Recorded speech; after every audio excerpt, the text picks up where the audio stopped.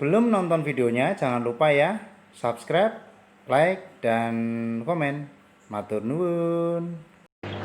Banyak sekali teman-teman peternak gapi yang termasuk senior-senior di gapi itu memberikan edukasi bahwasanya peternak ikan gapi itu harus pintar merawat airnya dulu sebelum memelihara ikan gapi.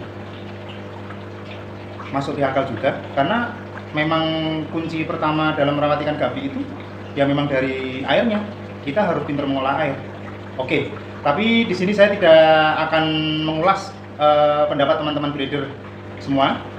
Yang jelas saya akan memberikan sedikit sharing mengenai memelihara air sebelum air dipakai untuk peternak ikan gapi. Oke, nanti saya akan menunjukkan ke teman-teman cara saya memelihara air. Nanti ada di lantai 2, di sana tempat menyimpan air, di sana tempat mengolah airnya. Oke, nggak usah lama-lama lagi, kita langsung ke atas ya. Kita menuju lantai 2 ya teman-teman, tempat dimana saya mengolah air untuk ikan gapi. Oke.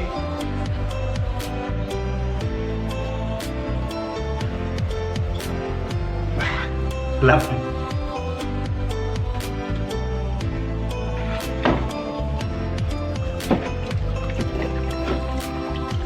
Oke, ini teman-teman tempat saya mengolah air untuk ikan gapi. Nanti akan sedikit saya review ya. Oke, kelihatan ya teman-teman ya. Nah, di sini ada mesin aerator yang 2 lubang. Saya fungsikan untuk aerasi supaya tertampung oksigen di air tersebut. Dan di sini ada ember bekas untuk es krim ya. Nah, di sini saya akan memberikan sedikit informasi bahwasanya di dalam ember ini terdapat jenis-jenis batuan seperti pasir malang, terus ada karang jahe. Terus di atasnya sini ada batu alam ya, batu yang hitam-hitam itu, batu sungai kecil-kecil di dalam box es krim bekas ini. Jadi saya beri lubang ya teman-teman untuk di bawah sini. Untuk di bawah sini saya berikan lubang kecil-kecil supaya air yang diangkat oleh mesin pompa ini naik ke atas, masuk ke sini, dan ember box es krim yang paling atas ini juga saya berikan lubang bawahnya, turun ke bawah. Nah, di sini juga sudah saya kasih lubang, jadi airnya langsung turun ke bak lagi. Pemutarannya seperti ini. Nah, seperti ini teman-teman. Sederhana saja. Ini salah satu cara saya agar supaya air di tempat saya sehat dan tidak bermasalah untuk ikan di tempat farm saya. Nah, ini kita bisa lihat teman-teman. Nah, seperti batu-batuan ini yang saya pakai untuk filter. Nah, airnya tersaring di sini. Ini air kotornya ini. Dan di dalamnya ini ada bioring, ada batu kali seperti itu. Jadi medianya tidak ribet. Bisa kita cari di dekat rumah kita atau mungkin bisa dibeli di toko-toko tanaman hias, biasanya banyak. Dan untuk kondisi air nih, untuk kondisi air ini sudah saya proses filterisasi selama 24 jam. Terus untuk kondisi airnya sebenarnya udah layak kita gunakan untuk akuarium ya, untuk mengisi akuarium.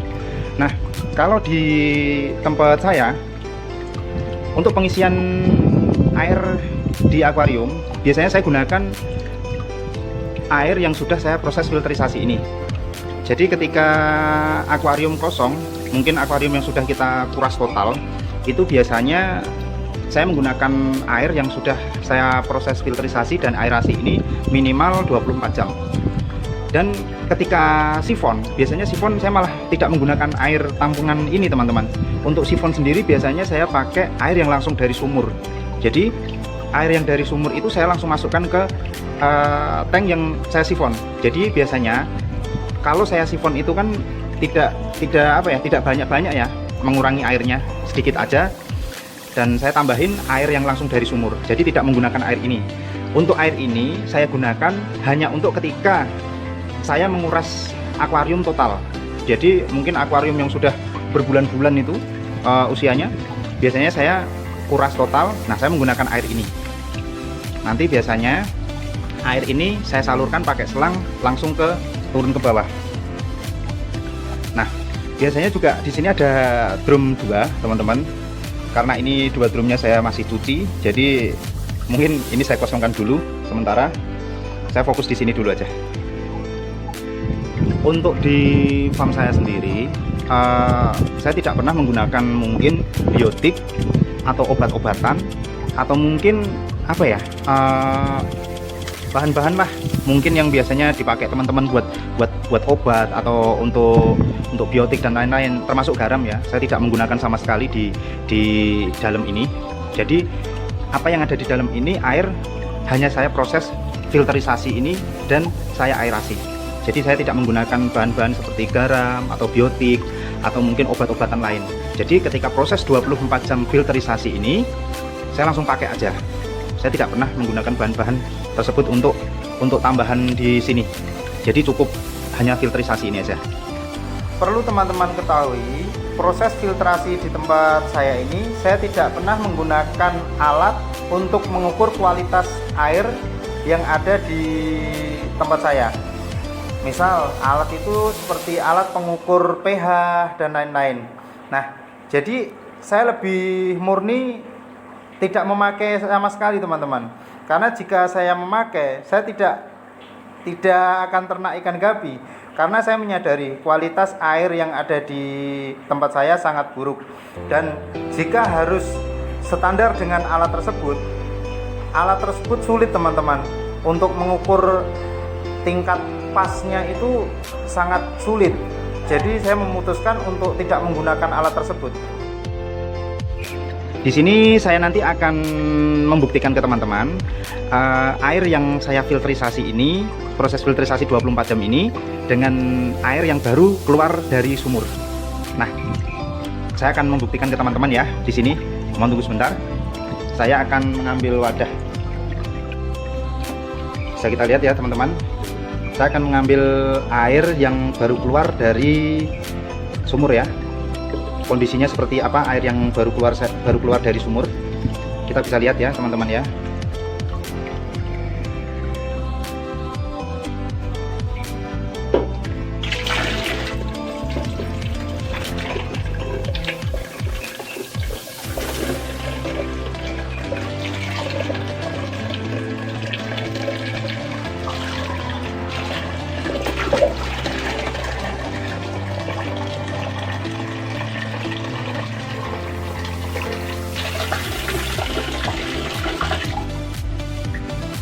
Oke, cukup. Saya akan lihatkan ke teman-teman. Bisa kita lihat, teman-teman, ini kondisi air yang langsung kita ambil dari sumur, sangat keruh ya kondisinya. Dan saya akan mengambil air yang sudah saya proses filtrasi dan aerasi selama 24 jam. Oke,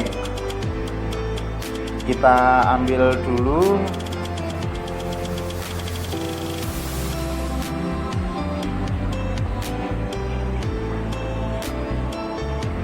Bisa kita perhatikan, teman-teman, untuk kondisi air yang pertama sangat keruh ya, sangat keruh dan kotor. Ini mengandung kerak lebih tinggi. Dan yang ini air yang sudah kita filtrasi selama 24 jam dan kita aerasi, sangat jernih ya, teman-teman. Air ini sangat cocok, teman-teman, untuk ikan gapi. Jadi proses aerasi dan filtrasi ini sangat bagus untuk menjaga kualitas air supaya tetap kondisi bagus. Oke, video ini saya buat untuk teman-teman semua, semoga bermanfaat dan teman-teman juga bisa mencobanya di rumah, dan mungkin teman-teman juga bisa berinovasi sendiri. Mungkin video ini cukup. Terima kasih semuanya.